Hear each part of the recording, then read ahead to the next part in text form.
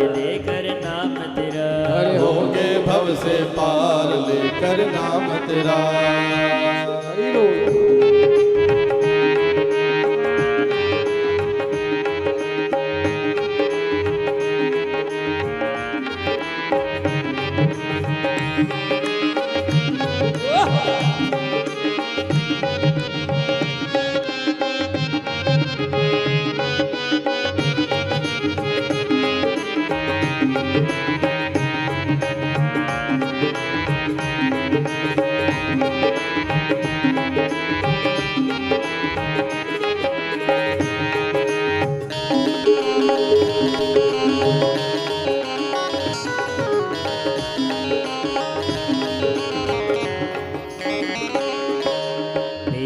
गिरधर नाम पुकारे, मीरा गिरधर नाम पुकारे, मीरा गिरधर नाम पुकारे, ओ मीरा गिरधर नाम पुकारे। विषय अमृत कर दिया मुरारी, विषय अमृत कर दिया मुरारी, विषय अमृत कर दिया मुरारी, विषय अमृत कर दिया मुरारी। जग की नगी परवाह लेकर नाम तेरा, जग की नहीं परवाह लेकर नाम तेरा। अरे हो गए भव से पार लेकर नाम तेरा, हो गए भव से।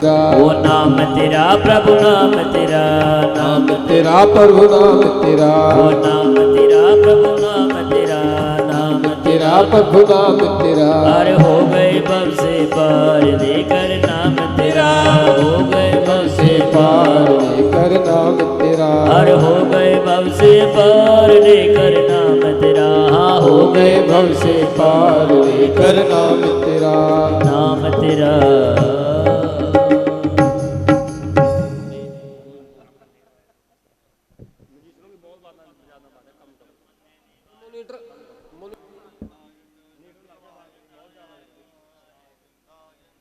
नमः विप्रे प्रसादात् धरणीधरोऽहं, विप्रे प्रसादात् कमलापरोऽहं, विप्र प्रसादात् अजिताजितोऽहं, विप्र प्रसादात् मम राम नाम। नमो ब्रह्मण्य देवाय गो ब्राह्मण हिताय च जगदिताय कृष्णाय गोविंदाय नमो नमः। गोविंदाय नमो नमः। सभी भक्तजनों से आग्रह, चीकरा नगरी किसी भक्तजनों की कि आओ कथा का दूसरे दिवस की कथा का समय हो चुके और व्यास जी महाराज व्यास गति व्यासी हो चुके। आओ कुछ क्षण भगवान नाम का सिमरन, उसके बाद में व्यास जी महाराज।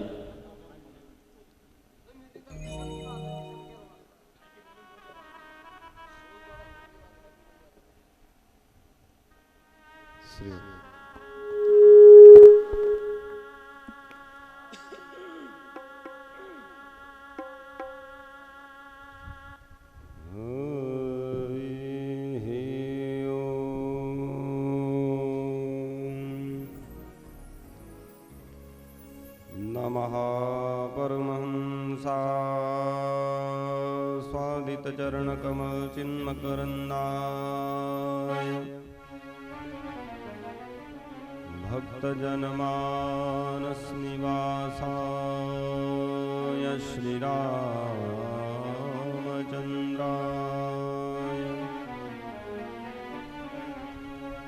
ध्येयं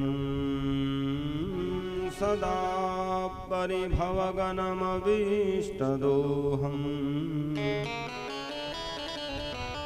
तीर्थास्पदं शिवविरिञ्चिनुतं शरण्यम् मृत्यार्तिहं प्रणतपालमहमाब्धिपोतम् वन्दे महापुरुष ते चरणारविन्दम् नारायणं नमस्कृत्य नरं चैव नरोत्तमं देवीं सरस्वतीं व्यासं ततो जयमुदीरये।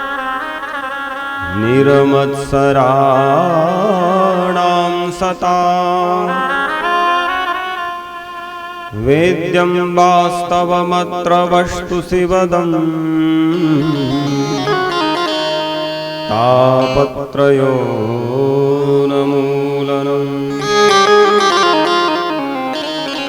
श्रीमद्भागवते महामुनिकृते किं वा परैरीश्वरः सद्यो हृद्यवरुद्धते त्रिकृतभिः शुश्रूषुभिस्तक्षणात्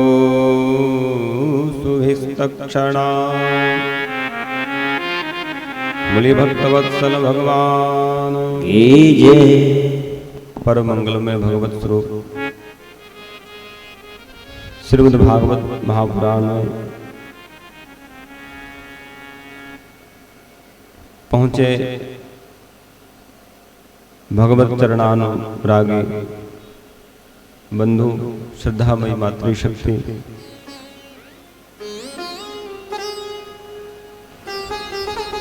कल की कथा में आपने श्रवण किया कि भगवान की कथा सुनने से जीवन में भक्ति ज्ञान और वैराग्य की वृद्धि होती है और भगवान की कथा बड़े से बड़े पापी को भी सत्य के मार्ग की ओर ले जाती है, कल्याण के मार्ग की ओर ले जाती है। धुंधुकारी जैसे पापियों का कल्याण भी भागवत की कथा सुन के हो जाता है। श्रीमद् भागवत में 12 स्कंद है, 335 अध्याय हैं और 18,000 श्लोक हैं।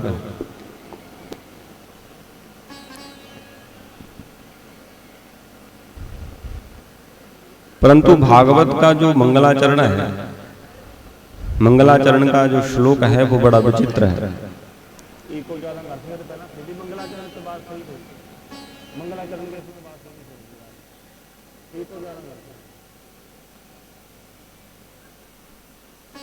बोले वृंदावन बिहारी लाल की जय।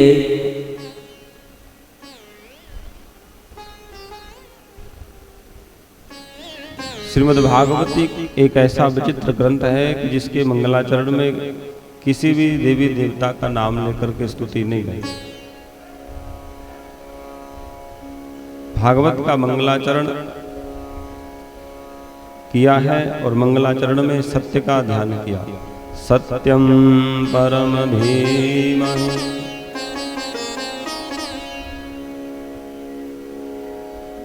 ये सत्य कौन है?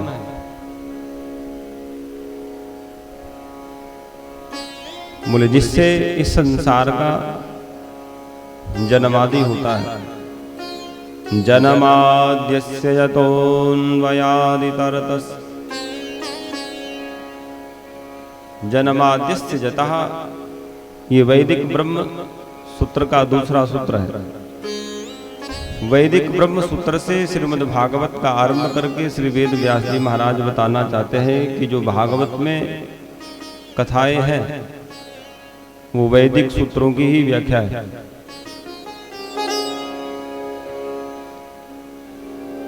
हम उस सत्य का ध्यान करते हैं, बोले जो संसार को बनाते हैं, पालन करते हैं और अंत में संहार कर देते हैं। तो किसी ने वेद व्यास जी से पूछा, महाराज क्या आप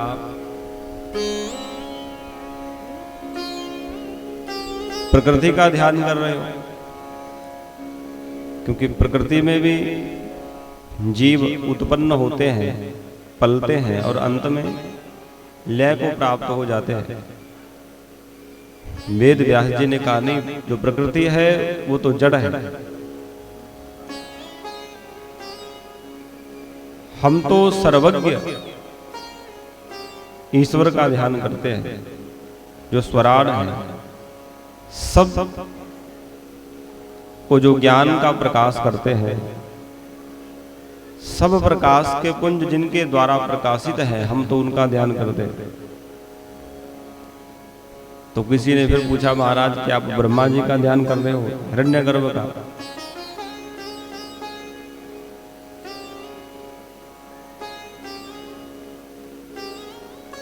यजुर्वेद में आया है, हिरण्यगर्भं संवर्तताग्रे भूतस्य जाता पतिरेक आसीत् सदाधार पृथ्वीं द्यामुते मां कस्मै देवाय हविखा विधेम। इस मंत्र का अर्थ है कि हिरण्यगर्भ ब्रह्मा से भूतों की उत्पत्ति होती है। भूत माने ये पृथ्वी, जल, तेज, वायु, आकाश, जो पंच महाभूत हैं। किसी ने पूछा कि आप क्या हिरण्यगर्भ ब्रह्मा का ध्यान कर रहे हो? तो वेद व्यास जी बोले, नहीं, हम तो उनका ध्यान कर रहे हैं जिन्होंने हिरण्यगर्भ ब्रह्मा को भी वेदों का बोध करवाया।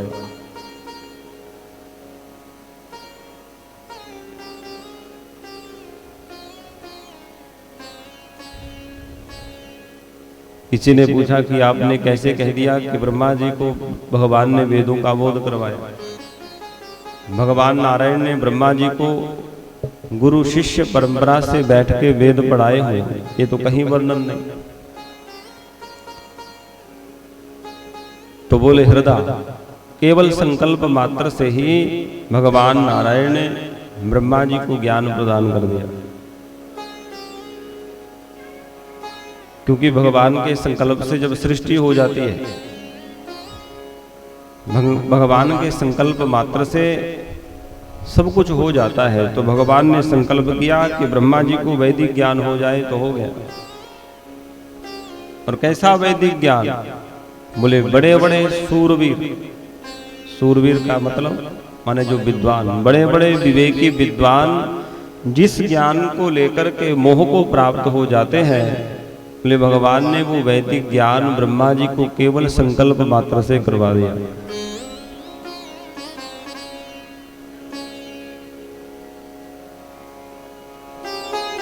ये संसार असत है। असत होते हुए भी भगवान की सत्ता के कारण ये संसार सत्य की तरह प्रतीत होता है। तेजो वारि मृदां यथा विनिमयो यत्र त्रिसर्गो मृषा। सत्य है नहीं, लेकिन दिखता है। जो है नहीं वो दिखता कैसे है?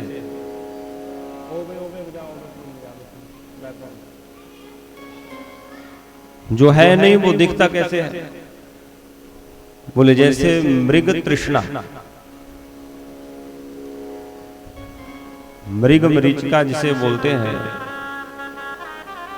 सूर्य की तेज रश्मियां किरणें पृथ्वी पे पड़ रही हो,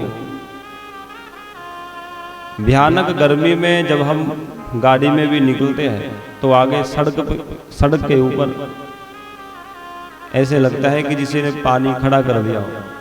पानी है नहीं, पर दूर से लगता है कि पानी है। थल में जल की भ्रांति होती है, किसके कारण?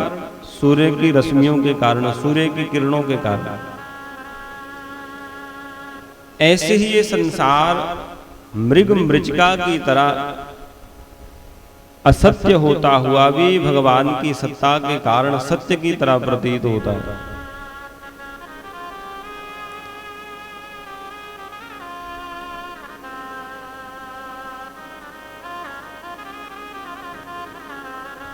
बड़े बड़े महापुरुषों ने अपना अनुभव बताया है। भगवान शंकर कहते हैं माता पार्वती को कथा सुनाते हुए, उमा कहूँ मैं अनुभव अपना, श्री राम जय राम जय जय राम, सत हरि भजन जगत सब सपना, श्री राम जय राम जय जय राम, श्री राम जय राम जय जय राम, श्री राम जय राम जय जय राम, श्री राम जय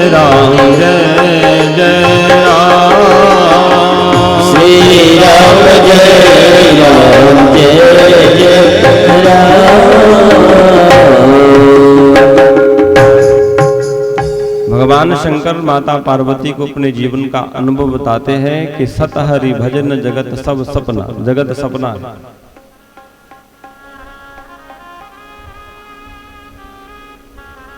सपने में जो दिखता है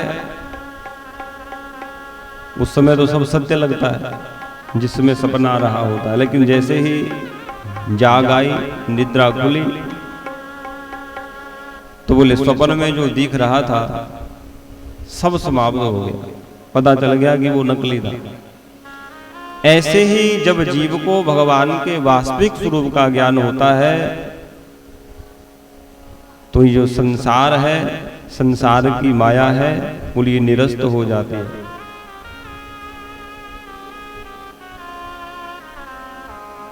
धाम्ना स्वेन सदा निरस्तकुहकम् सत्यं परम धीमहि। हम ऐसे सत्य का ध्यान करते हैं। किसी ने पूछा महाराज वो सत्य का नाम भी तो कुछ होगा जिसका आप ध्यान कर रहे हो। आपने उसका काम तो बता दिया, लेकिन नाम भी तो कुछ होगा। तो वेद व्यास जी ने कहा कि श्रीमद् भागवत में जो सत्य शब्द है वो तो भगवान श्री कृष्ण के लिए ही आया है। श्रीमद् भागवत के आदि में भी और जब मध्य में 10वें स्कंद में देवता स्तुति करने आए तब भी देवताओं ने भगवान को सत्य सत्य कह के बुलाया, और श्रीमद् भागवत के विश्राम में भी। तो सत्यम सच्चिदानंद स्वरूपम परम मन परमेश्वरम श्री कृष्णम धीमहि ध्यायेम। हम सत्य स्वरूप सच्चिदानंद भगवान श्री कृष्ण का ध्यान करते हैं। बोले कृष्णचंद्र भगवान की जय। श्रीमद् भागवत में अनुबंध चतुष्टय का वर्णन किया है। पहले श्लोक में गाया कि किसका ध्यान करें, और दूसरे में बताया कि श्रीमद् भागवत में विषय क्या है। कोई भी ग्रंथ जब रचा जाता है तो कोई ना कोई विषय होता है, एक मुख्य विषय को रख करके ही ग्रंथ की रचना होती है। तो भागवत का विषय क्या है? श्रीमद् भागवत में निष्कपट परम धर्म का वर्णन है। किसी ने पूछा महाराज कोई धर्म में भी कपट होता है? बोले हाँ। कैसे? बोले जैसे कोई पुत्र अपने पिता की, अपनी माता की सेवा करता है। अतिथि देवो भव, मातृदेवो भव, पितृदेवो भव। तो माता पिता की सेवा यदि पुत्र अपना धर्म समझ के कर रहा है कि इन माता पिता ने मेरे को जन्म दिया है, मेरा पालन किया है, मेरे ऊपर जीवन में बहुत उपकार किए हैं, यदि पुत्र ये समझ के अपने पिता की माता की सेवा करता है तो बोले ये तो विशुद्ध धर्म है। लेकिन यदि पुत्र के मन में ये है कि पिता की सेवा करेंगे तो माल पानी मिलेगा, तो खूब पिता की मालिश हो रही है, खूब पिताजी को रबड़ी छनाई जा रही है कि सेवा करेंगे तो कुछ मिलेगा। तो सेवा तो हो रही है पिताजी की, लेकिन मन में भाव क्या है कि बदले में कुछ मिले। तो जहां निष्काम भाव हो उसको तो बोलते हैं विशुद्ध धर्म, पर जहां धर्म में स्वार्थ आ गया तो बोले वहां हो गया कपट, कपट से युक्त हो गया। परंतु श्रीमद् भागवत में ऐसे परम धर्म का निरूपण है जहां मोक्ष तक की भी इच्छा नहीं। भागवत का अधिकारी कौन है? कथाएं बहुत हो रही हैं,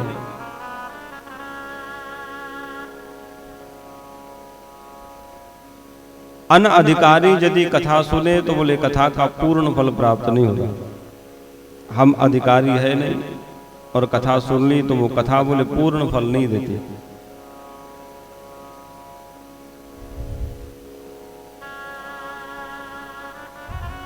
गाय का दूध अमृत है, लेकिन उसको रखने के लिए पात्र भी शुद्ध होना चाहिए।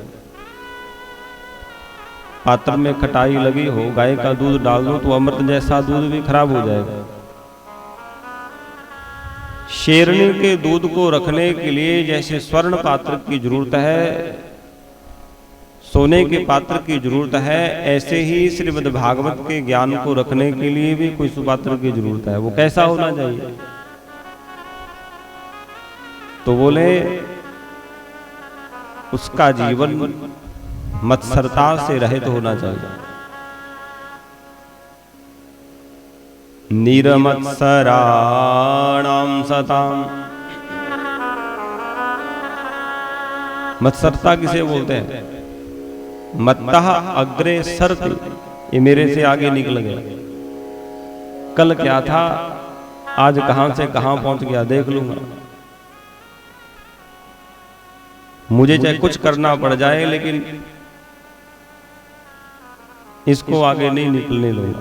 तो दूसरे के उत्कर्ष को देख करके, दूसरे की चढ़ाई को देख करके, जय जयकार को देख करके मन में जो जलन होती है उसको बोलते हैं मत्सरता। एक होता है मच्छर जो बाहर से काटता है, उससे बचना हो तो मच्छरदानी लगाएंगे। मच्छर दिख भी जाता है बाहर घूम रहा है, लेकिन जो मत्सरता है वो अंदर ही होती है, वो दिखती नहीं।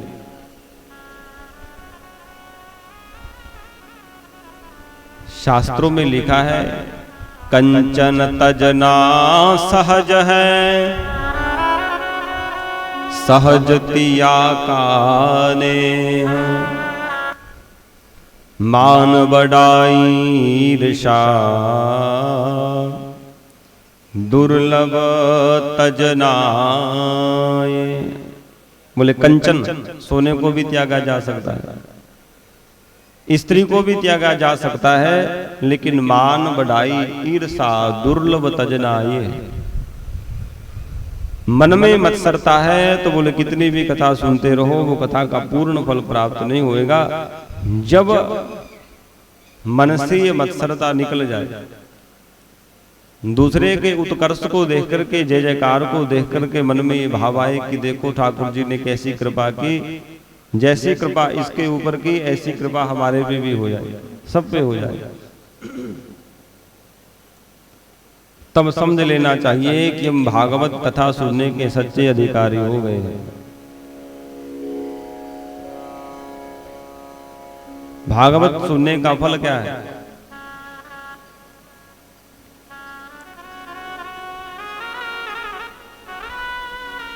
वेद्यं वास्तवमत्र वस्तु शिवदं तापत्रयो न मूलनम्। अत्र माने श्रीमद् भागवते वास्तव वस्तु वेद्यम। ये वास्तव वस्तु क्या है? वास्तव से 3 शब्दों को ग्रहण करना चाहिए। वास्तवो जीवा, वास्तवी माया, वास्तवम जगत। जीव जगत और माया का बोध श्रीमद् भागवत की कथा सुनने से होता है। तो किसी ने पूछा उससे क्या होगा? जीव क्या है, जगत क्या है, माया, इसके बारे में जान लेंगे तो क्या हो जाएगा? बोले आपका कल्याण हो जाएगा। अब कोई कहे कि हमने कल्याण कब देखा? संसार में ऐसे लोग भी होते हैं जो कहते हैं कि भस्मीभूतस्य देहस्य पुनरागमन कुतः। ये शरीर तो एक दिन भस्म हो जाएगा, फिर पता नहीं दोबारा मिलेगा या नहीं, इसलिए जब तक जियो खुल के जियो। जावत जीवेत सुखम जीवेत ऋणम कृत्वा घृतम पवेत। चाहे ऋण लेकर के घी पान करना हो। बोले पता नहीं है संसार में फिर पुनः शरीर मिलेगा या नहीं। तो ऐसे लोग भी संसार में, अब वो कहते हैं हमें तो पता नहीं कल्याण होगा या ना होगा। किसने देखा कल्याण होगा या ना होगा? अब क्या लाभ है? बोले अब लाभ है तापत्रयो न मूलनम्। 3 प्रकार के जो ताप हैं जीव के, दुख, बोले वो कथा श्रवण करने से दूर हो जाएगा।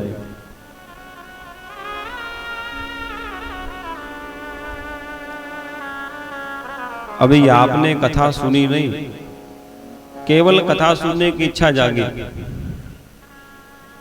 शुश्रूषुविस तत्क्षणा, बोले उसी क्षण ही भगवान हमारे हृदय में अवरुद्ध हो जाते हैं। ये नहीं कहा कि विराजमान हो जाते हैं, विराजमान होने में और अवरुद्ध होने में अंतर है।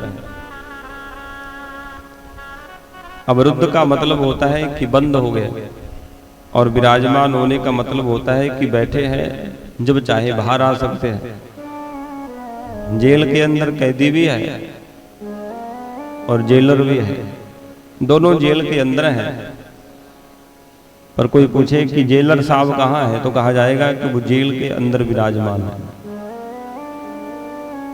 कैदी को विराजमान थोड़ी कहा जाएगा, उसको कहा जाएगा वो अवरुद्ध है, बंद है।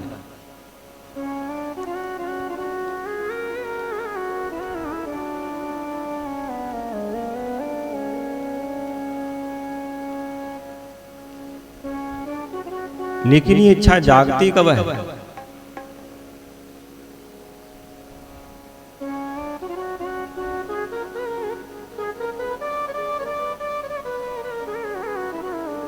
बोले जब कोई पूर्व जन्म का सुकृत होता है, पुण्य होता है, तब भागवत सुनने की इच्छा जागती है।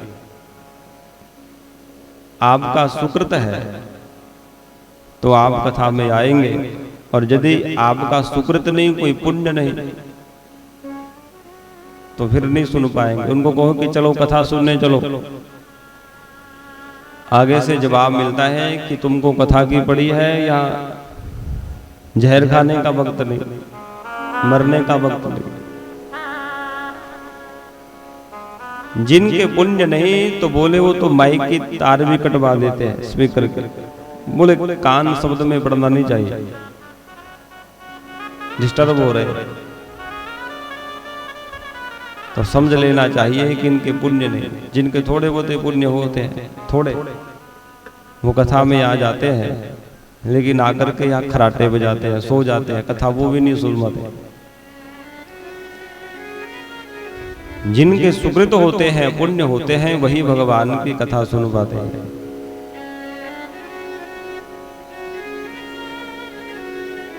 एक बार सच्चे मन से कथा सुनने की इच्छा जागे, तो बोले उसी क्षण सद्य मन शीघ्र ही भगवान हरि चित्त में आकर के अवरुद्ध हो जाते हैं।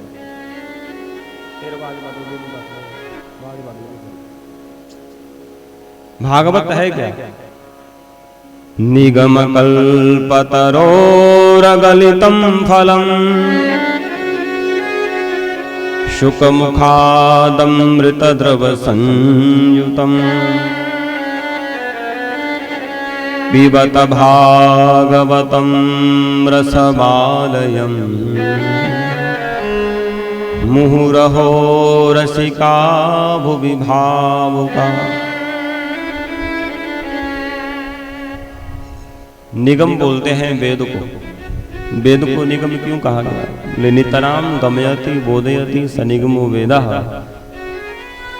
जो उस परम तत्व के बारे में हमें अच्छी तरह से बोध कराए, उस वेद का नाम है निगम।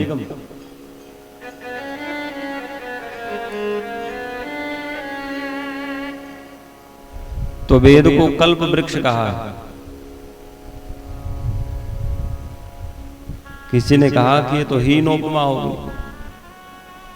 किसी की उपमा की जाती है तो बढ़िया की जाती है कि तुम्हारा मुख चंद्रमा के समान है, तुम्हारी आंखें कमल के समान है। ये तो उपमा ठीक हुई। अब किसी को कहो कि तुम्हारा मुख तो बंदरिया के समान है, तुम्हारी आंखें बिल्ली की तरह है, तो ये हीन उपमा होगी। तो किसी ने पूछा कि श्रीमद् भागवत में वेदों की उपमा कल्प वृक्ष से क्यों की? वृक्ष तो जड़ है। बोले वृक्ष तो जड़ है, लेकिन ये कल्प वृक्ष की बात हो रही है। कल्पतरु कल्पितम संकल्पितम राति ददाति इति कल्पतरु। जो संकल्प करने मात्र से ही संकल्पित वस्तु को प्रदान कर दे उसको बोलते हैं कल्पतरु। ऐसे ही जो वेद है तो वो भी संकल्पित वस्तु को दे देते हैं। वेद में मंत्र है, आपको जिस वस्तु की कामना है उसी मंत्र को पढ़ के आप यदि विधिवत ब्राह्मण से कोई अनुष्ठान करवाएं, जैसे महामृत्युंजय अनुष्ठान, कोई कितना भी बीमार हो, आजकल तो वैज्ञानिक भी इस बात को सिद्ध कर चुके हैं कि महामृत्युंजय जो मंत्र है उसका विधि विधान से जजमान का गोत्र नाम प्रवर शाखा का उच्चारण करके यदि जाप किया जाए तो वो सद्य फल प्रदान करता है। तो ये कल्पतरु ही तो है। श्रीमद् भागवत उसका परिपक्व फल है। ये वेद रूपी उच्च वृक्ष से नीचे गिरा है। किसी ने पूछा है वेद व्यास जी महाराज, ये भागवत रूपी फल वेद रूपी कल्प वृक्ष की उच्च शाखा से नीचे गिरा है तो ये टूट फूट तो नहीं गया, ऊपर से गिरा है। वेद व्यास जी ने कहा कि यदि धम्म से नीचे गिरता, एकदम नीचे गिरता तो शायद बिखर जाता, टूट जाता, लेकिन ये शाखा पर शाखा से नीचे आया है। एक टहनी से दूसरी टहनी, दूसरी से तीसरी टहनी, शिष्य पर शिष्य शाखा पल्लव परम परया, सने सने अखंड मेवावतीर्णम न तो उच्च निपातेन प्रस्फुटितम।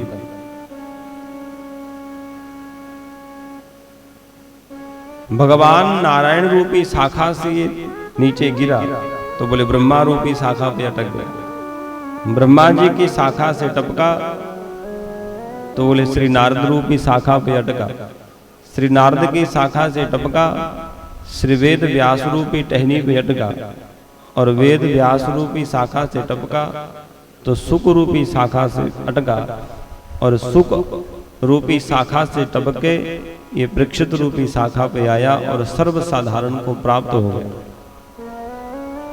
ठीक है महाराज, ये टूटा फूटा नहीं, लेकिन ये मीठा है। वेद व्यास जी बोले बिल्कुल मीठा है। कैसे मान ले महाराज?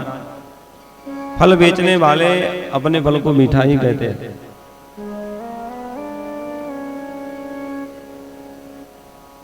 कोई खरबूजे बेच रहा था, खरबूजे शक्कर से खाओ,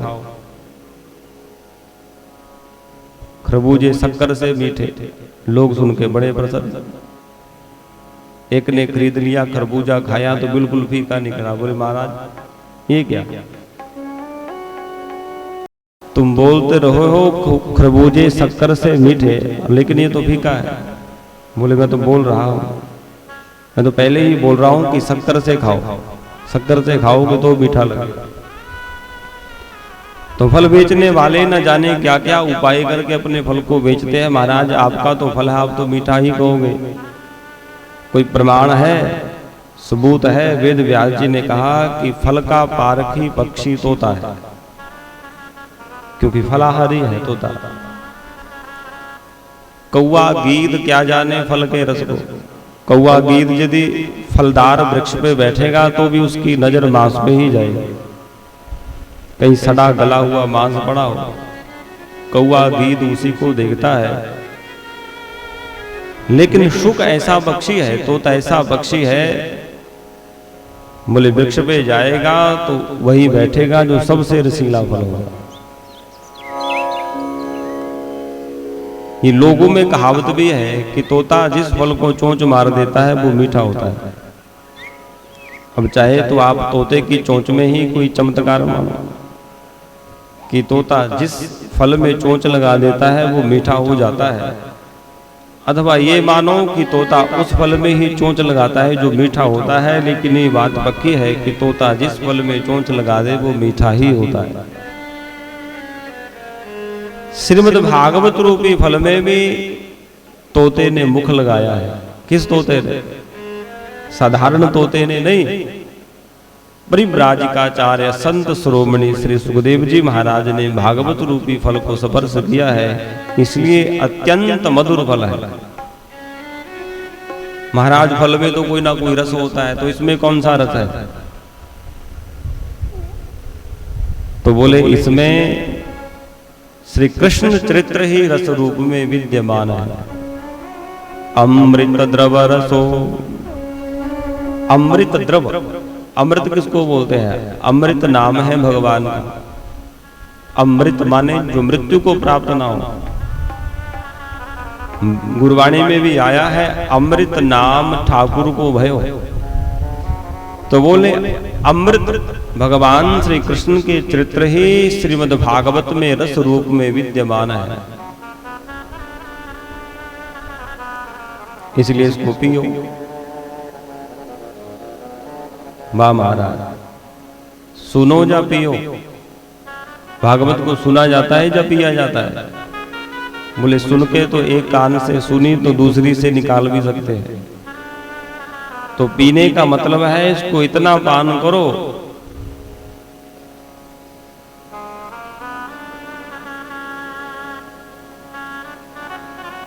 बार बार इसका श्रवण करो, कानों के दोनों से इस कथा रूपी रस का पान करो। पीबत भागवतम रसमालयम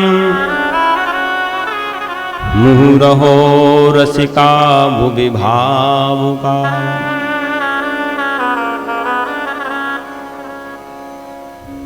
बार बार पान करो। एक बार पान करने से बात नहीं बनेगी।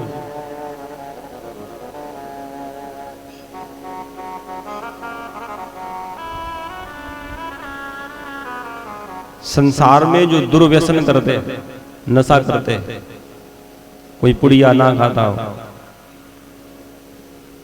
तंबाकू, उसे पहली बार तंबाकू खिलाओ तो चक्कर आके गिर जाएगा। उसको यदि आदत डालनी है दुर्व्यसन की, तो बोले 2-2 दाने उसको बार बार खिलाओ, आदत पड़ जाएगी। फिर ऐसी आदत पड़ जाएगी कि यदि किसी दिन नहीं मिली पुड़िया, तो बोले फिर ना मिलने के कारण चक्कर आ जाएगा। ऐसे ही श्रीमद् भागवत आप एक बार सुनोगे तो शायद कुछ पल्ले ही ना पड़े, ऊपर से चला जाए कि पता नहीं क्या बोल रहे हैं पंडित जी। इसलिए बार बार सुनोगे, दूसरी बार सुनोगे, तीसरी बार सुनोगे तो समझ आएगी कि हाँ ये बात तो पहले भी सुनी हुई है। बार बार सुनोगे तो आपका उस रस में प्रवेश हो जाएगा।